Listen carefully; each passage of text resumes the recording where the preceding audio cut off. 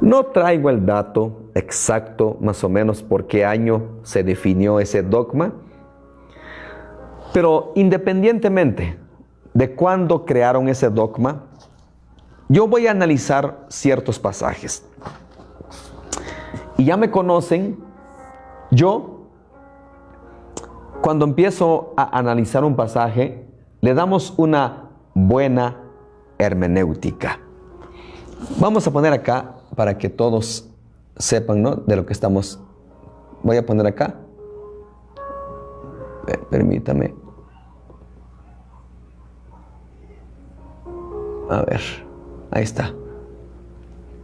Todos nacemos en pecado. Ahí está. Ahí está. Todos nacemos en pecado. Somos pecadores. Vamos a analizar el primer pasaje. Romanos 3:23 dice: por cuanto todos pecaron y están destituidos de la gloria de Dios.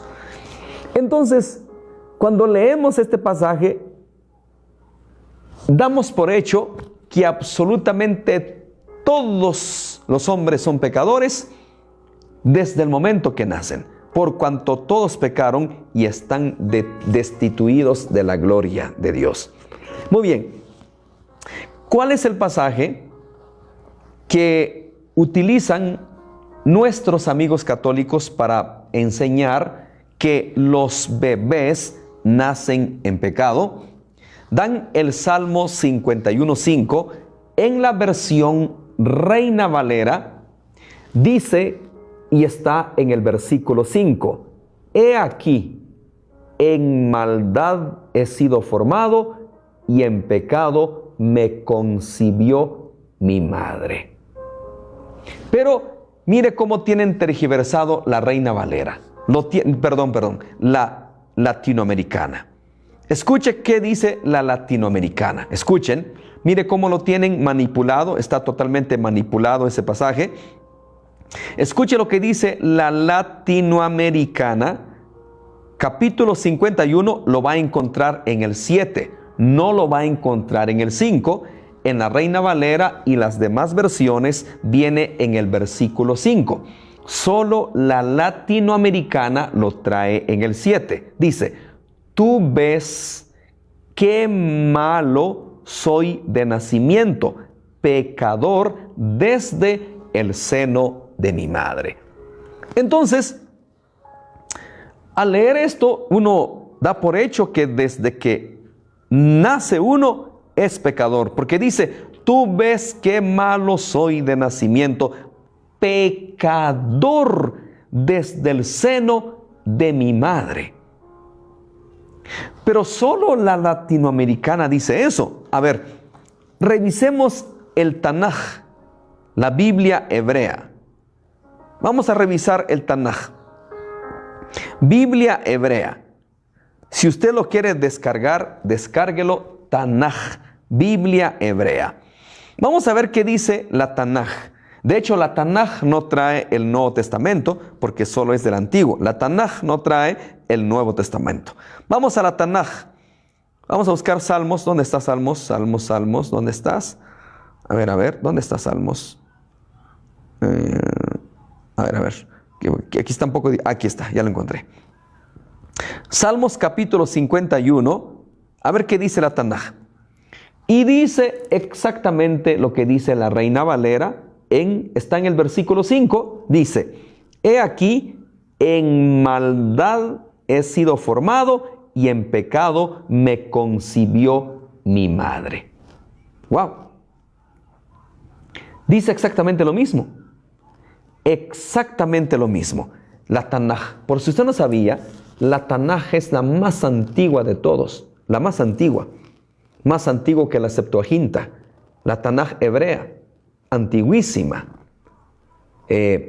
Entonces, tienen manipulado el Salmo 51:7 a su conveniencia, porque el Salmo 51:7 dice: tú ves qué malo soy de nacimiento, pecador desde el seno de mi madre. La Tanaj no dice así. La Tanaj hebrea no lo dice así. Muy bien. Entonces, ese pasaje de Salmos capítulo 51, versículo 5, ha quedado ya explicado. Bueno, falta un poquito que explicar. A ver, ¿por qué el rey David dice: he aquí en pecado he sido formado y en pecado me concibió mi madre? Le voy a dar un ejemplo claro. ¿Se acuerda usted en 2 de Samuel, capítulo 12, cuando el rey David tenía que ir a la guerra y no fue a la guerra, quedó en el palacio y se levantó y dice que vio a una mujer, y usted sabe la historia, con Betsabé, y tuvieron un hijo? Esa relación fue ilícita. Entonces, es un claro ejemplo. David y Betsabé engendraron un hijo, o sea, ellos estaban en pecado, engendraron este bebé en pecado. Entonces, algunos estudiosos, algunos teólogos dicen esto, y es una hipótesis, aclaro, es una hipótesis. Entonces, muchos teólogos explican por qué dijo David: en pecado me concibió mi madre. Entonces se cree que David es producto con otra mujer de Isaí. Y tiene mucha lógica, presten atención. Tiene mucha lógica. Primera lógica: cuando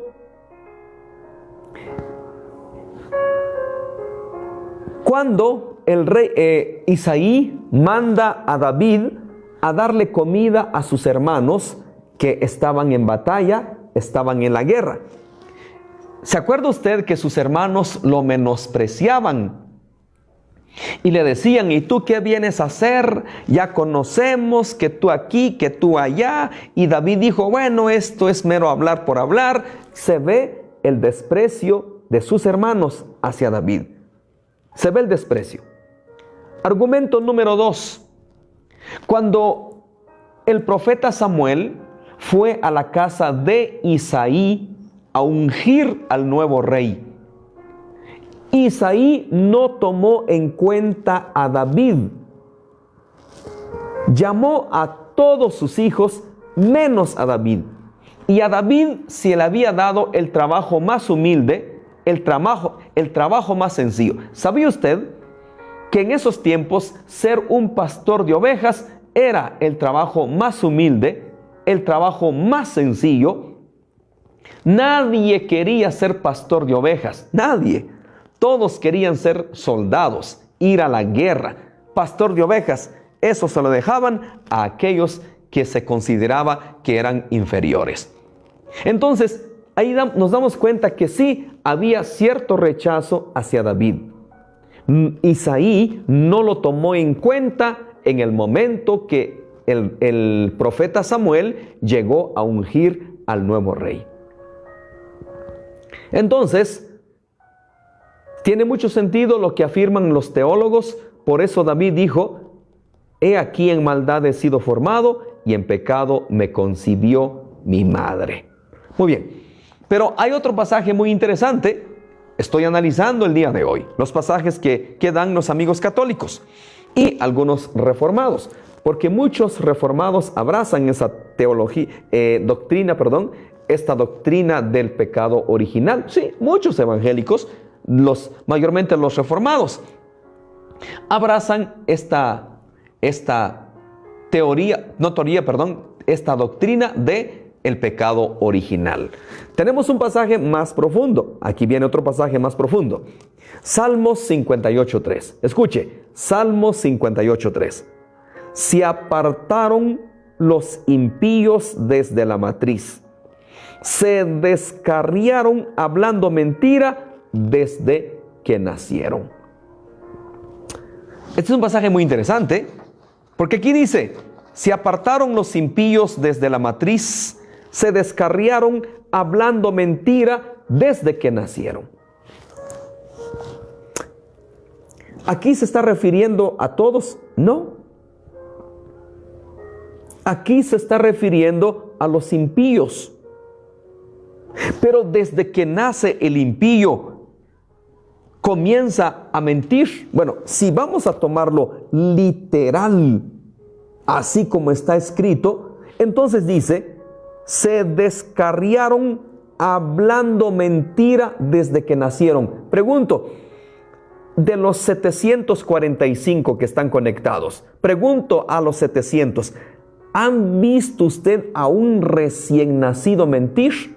Pregunto, ¿han visto ustedes a un recién nacido mentir? Nunca. Cuando yo abracé a mi hija mayor por primera vez, cuando yo fui padre, estaba emocionado. Por fin voy a ser papá. 30 minutos tenía de nacido mi preciosa.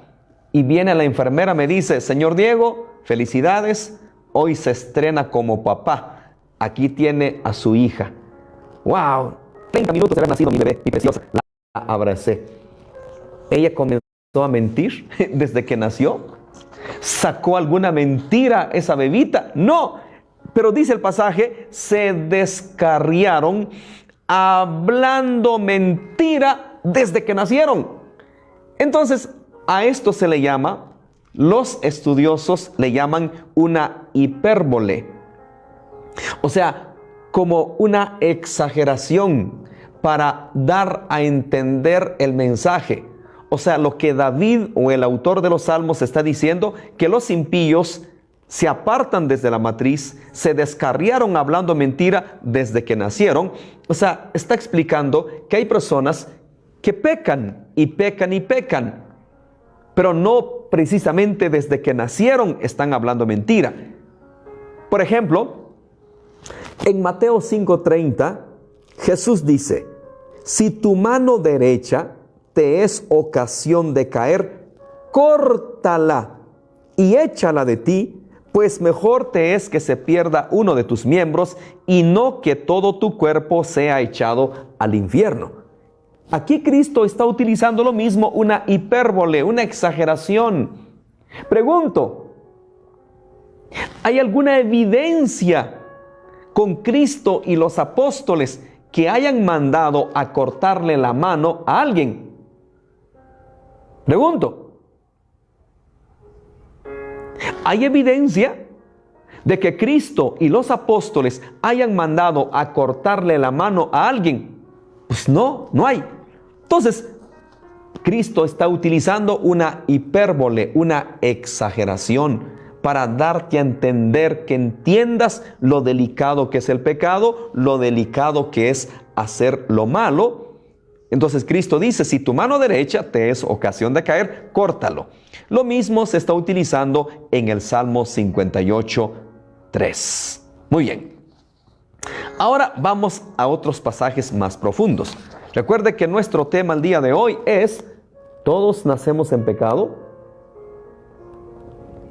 ¿Todo ser humano al nacer es pecador? Por eso yo no abrazo el pecado original. Y me tiene sin cuidado lo que la gente diga. En serio, ¿usted cree que me preocupa? A mí no. Los que me están viendo y seguramente están grabando, no me importa, graben. ¿Usted cree que a mí me preocupa lo que ellos creen, lo que ellos piensan? ¿Usted cree que me preocupa lo que ellos dicen de mí? Me tiene sin cuidado. Me tiene sin cuidado. Yo estoy basado 100% en la palabra de Dios. 100% en las Sagradas Escrituras. Muy bien. Pero tenemos unos pasajes muy interesantes. Ahora vayamos a Romanos. Romanos capítulo 5, versículo 17. Preste mucha atención a la explicación que voy a dar. Necesito que usted, yo sé que está trabajando, pero ojalá lo esté grabando y ya cuando llegue a casa lo escuche con mayor atención. Ojalá lo esté grabando para que en casa, cuando ya está descansando, preste más atención y concentre su mente. Entiendo que está trabajando, entiendo que está laborando, quizás no puede concentrarse del todo, lo entiendo. Espero que lo grabe. Romanos 5:17. Ojo, Romanos 5:17. Pues si por la transgresión de uno solo reinó la muerte, mucho más reinarán en vida por uno solo, Jesucristo, los que reciben la abundancia de la gracia y del don de la justicia. Así que, como por la transgresión de uno vino la condenación a todos los hombres, de la misma manera por la justicia de uno vino a todos los hombres la justificación de vida. Necesito estacionarme. 5:18. Y aquí lo estoy marcando porque es muy interesante. Romanos 5:18. Así que, como por la transgresión de uno vino la condenación a todos los hombres. Pregunto, como este pasaje dice, vino la condenación a todos los hombres, quiere decir que todos los hombres están condenados, incluyendo bebés, obviamente, toda la creación. Pregunto, por la transgresión de uno vino la condenación a todo el mundo. Entonces, automáticamente toda la creación está condenada. Los que nacieron están condenados. El siguiente párrafo nos da la razón. El siguiente párrafo. Escucha lo que dice el siguiente párrafo. De la misma manera, por la justicia de uno vino a todos los hombres la justificación de vida. Pregunto, ¿todos los hombres están justificados automáticamente? Pregunto. ¿Todos los hombres están justificados automáticamente?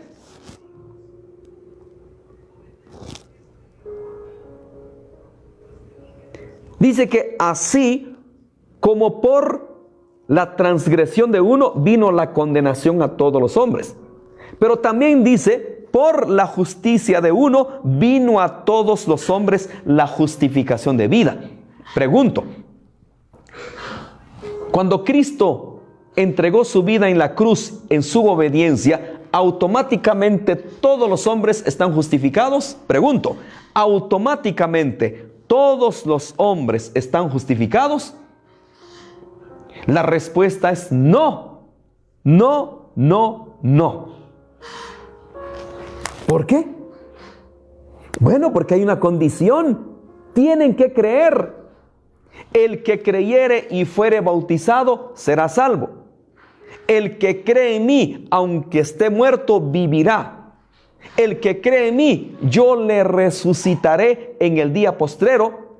Entonces, para que esta justificación se haga real y a usted lo beneficie, es necesario creer en Cristo. Es la misma dinámica. Para que usted se constituya pecador, debe de pecar. Pregunto, ¿de qué pecado va a inculpar Dios a un recién nacido? Pregunto, si un bebé nació y murió a los 3 meses, la pregunta, ¿de qué pecado lo va a inculpar Dios? ¿De mentiroso? ¿De transgresor? ¿De adúltero?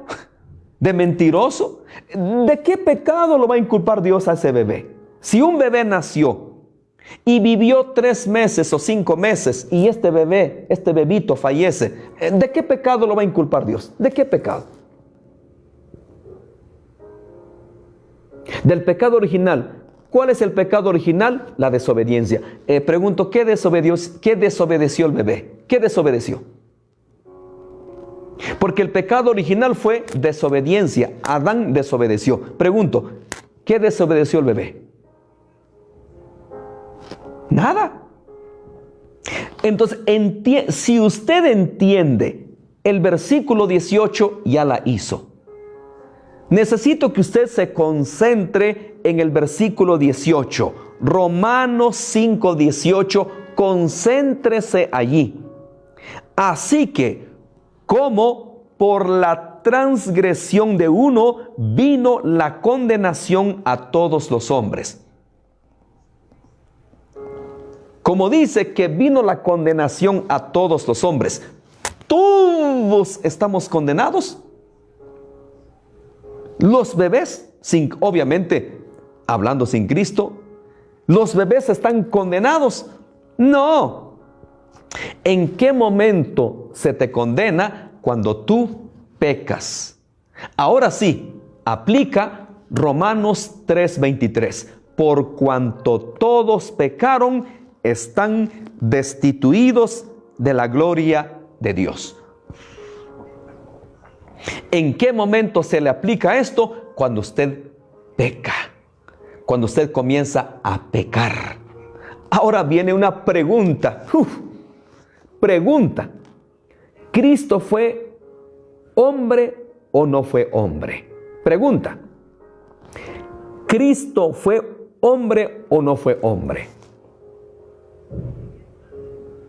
Por supuesto que sí. Claro que pecó, claro que fue hombre.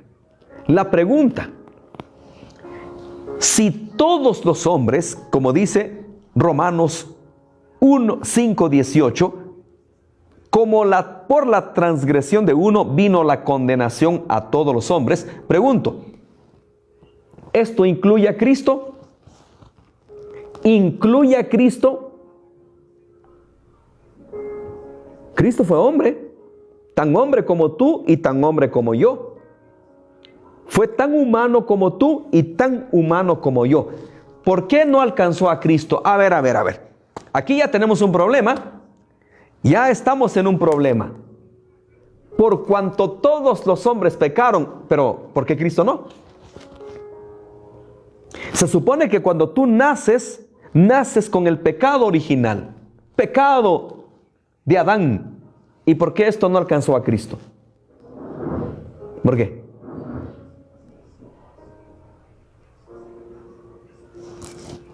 La respuesta es muy sencilla, muy sencilla. Hebreos 4:15. Hebreos 4:15. Apúntelo. Hebreos 4:15. Porque no tenemos un sumo sacerdote que no pueda compadecerse de nuestras debilidades, sino uno que fue tentado en todo según nuestra semejanza, pero sin pecado. ¿En qué momento se te constituye pecador? Cuando comienzas a pecar,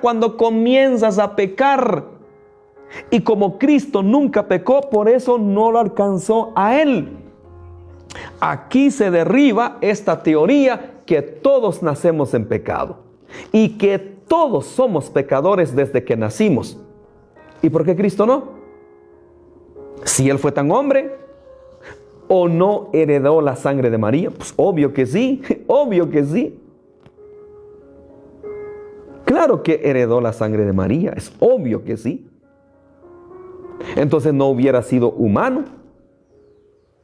Si él tenía una sangre divina, no hubiera sido humano. ¿Qué necesidad habría de que él hubiera nacido de una mujer? Mejor hubiera llegado a la tierra como divino, nunca hacerse hombre. Entonces el pecado comienza a cobrar factura cuando tú comienzas a pecar. Y entonces viene la condenación. Ahora veamos otro pasaje. Primera de Pedro, capítulo 2, versículo 22. Primera de Pedro 2:22. El cual nos hizo pecado, el cual no hizo pecado, ni se halló engaño en su boca. ¿Escuchaste? ¿Por qué esto no alcanzó a Cristo? Por cuanto todos pecaron, están destituidos de la gloria de Dios. ¿Por qué no alcanzó a Cristo? Él fue tan hombre como tú y yo, fue tan hombre. Dice que no hizo pecado, ni se halló engaño en su boca. ¿En qué momento tú y yo nos constituimos pecadores? Cuando pecamos. Cuando comenzamos a transgredir los mandamientos de Dios. Un bebé, ¿de qué se le va a inculpar? A un bebé, ¿de qué pecado Dios lo va a inculpar? ¿Pecado de mentira? ¿De homicidio? ¿De estafa? ¿De desobediencia? ¿De qué pecado lo va a inculpar? ¿De qué? Cristo fue tan hombre como tú y yo. ¿Entiende eso? Fue tan hombre como tú y yo. ¿Fue tentado? Sí, fue tentado. Era tan humano como tú y yo. Por eso dice Hebreos, no tenemos un sumo sacerdote que no se pueda compadecer de nuestras debilidades. ¿Por qué? Porque Él estuvo en la carne y Él sabe perfectamente lo que es estar en la carne. Él sabe lo que es estar en esta tierra como humano. Él lo sabe perfectamente. Por eso nos entiende. Uno que fue tentado en todo según nuestra semejanza, pero sin pecado. Por eso Él enseña en Mateo 26:41, velad y orad para que no entréis en tentación. El espíritu a la verdad está dispuesto, pero la carne es débil. ¿Por qué dijo Cristo la carne es débil? ¿Lo dijo por decir? No, porque Él lo experimentó. La carne es débil. Él lo experimentó y por eso nos manda a estar en comunión con Dios en la oración. El espíritu está dispuesto, pero la carne es débil, porque Él estuvo también en esta humanidad y sabe. Dice en Lucas 6:12, en aquellos días Él fue al monte a orar y pasó la noche orando a Dios. Nos dejó el ejemplo de orar, de estar en comunión con Dios para que la tentación no gane territorio, para que la tentación no gane camino. Mateo 14:23. Despedida la multitud, subió al monte a orar aparte y cuando llegó la noche estaba allí solo. Pero tengo otro pasaje interesante. Mateo capítulo 19, versículo 13. Mateo 19:13. Entonces le fueron presentados unos niños para que pusiese las manos sobre ellos y orase, y los discípulos les reprendieron. Pero Jesús dijo, dejad a los niños venir a mí y no se lo impidáis, porque de los tales es el reino de los cielos. ¡Wow! ¡Qué pasaje! ¡Wow! Dice que le trajeron los niños para que impusiese las manos sobre ellos y los bendijese. Ahora te quiero llevar a Mateo 9:2. Escúchame, presta atención. Mateo 9:2. Y sucedió que le trajeron un paralítico tendido sobre una cama. Y al ver Jesús la fe de ellos, dijo al paralítico, ten ánimo, hijo, tus pecados te son perdonados. A ver. Antes que le diese la bendición de la sanidad, primero le perdonó su pecado. Escucha, antes de darle la bendición, la bendición de la sanidad, le dio el perdón de sus pecados. Si los niños están en pecado, como nos hacen creer, si los niños están en pecado, ¿por qué Cristo no hizo exactamente lo mismo? ¿Por qué primero no les perdonó el pecado y después darles la bendición? ¿Por qué? Esto ni un teólogo me lo puede responder, ni el más preparado, ni siquiera teólogo reformado que abraza el pecado original, y mucho menos el católico, que pues obviamente es el que cree en el pecado original. No me pueden responder, no me lo pueden responder. ¿Por qué Cristo no hizo la misma dinámica como hizo al paralítico? Antes de darle la bendición de la sanidad de su cuerpo, primero le dio la sanidad espiritual. Primero le dice: tus pecados te son perdonados. Y luego le dio la bendición de la sanidad. Si los niños están en pecado, Cristo hubiera utilizado la misma dinámica. Antes de darle la bendición a los niños, les hubiera perdonado sus pecados. Hubiera dicho: sus pecados son perdonados, y les hubiera dado la bendición. Interesante. La respuesta es muy sencilla. Porque los niños no tienen pecado. Así de sencillo, no tienen pecado. Y dice: porque de los tales es el reino de los cielos. A ver. ¿El reino de los cielos es para pecadores o para personas perdonadas? ¿El reino de los cielos es para gente pecadora o es para gente inocente? Dice: dejad a los niños venir a mí y no se lo impidáis, porque de los tales es el reino de los cielos. Bueno, si los niños son pecadores, entonces el reino de los cielos está lleno de pecadores. No lo creo. El reino de los cielos está lleno de personas sin pecado, porque Cristo ya perdonó el pecado de los pecadores. Y los que no tienen pecado, pues no tienen pecado.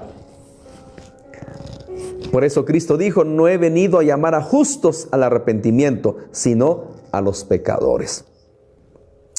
Espero entonces que le haya quedado claro. ¿Le quedó claro? ¿Alguna duda? ¿Le quedó claro? Espero que cada pasaje, que cada versículo que di haya quedado claro, lo haya entendido. Ahora, ¿cuál es nuestro trabajo como padres? Es instruir a nuestros hijos en el camino del Evangelio. Instruir a nuestros hijos en el camino de Cristo.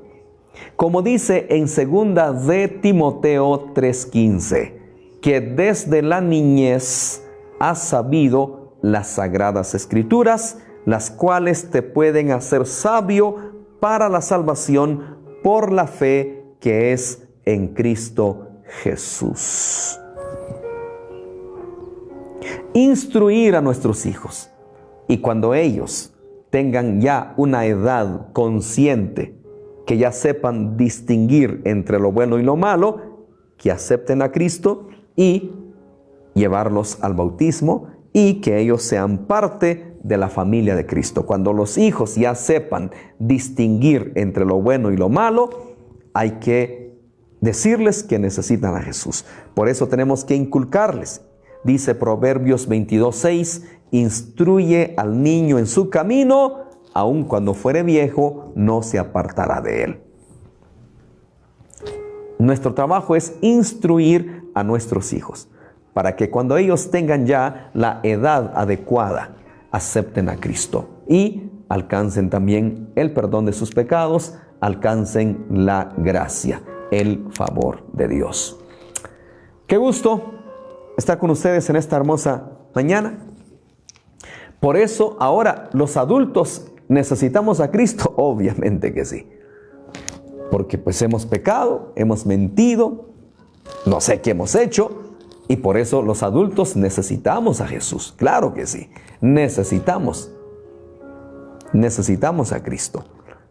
Porque pecamos, somos transgresores de la ley. Pero como esto, ¿por qué todo esto nació? Bueno, mire, lastimosamente, hermano. Ay, por eso yo le digo a mi Cristo, Señor Jesús, yo te pido, mi Cristo, te pido que nunca me desvíe de la verdad. Tristemente, cuando las personas hacen de la fe un negocio, hacen de la fe una fuente de ganancia, se inventan cualquier patraña con tal de sacar provecho. Todo esto, mira, estos inventos que hay que bautizar a los niños, todo era un negociazo. Porque se paga, no creas tú que es de gratis. No, ya quisieras tú que el bautismo de tu bebé es gratis. No es gratis, Señor, se paga. A lo mejor el día de hoy ya aflojaron un poquito. Pero si vamos a años atrás,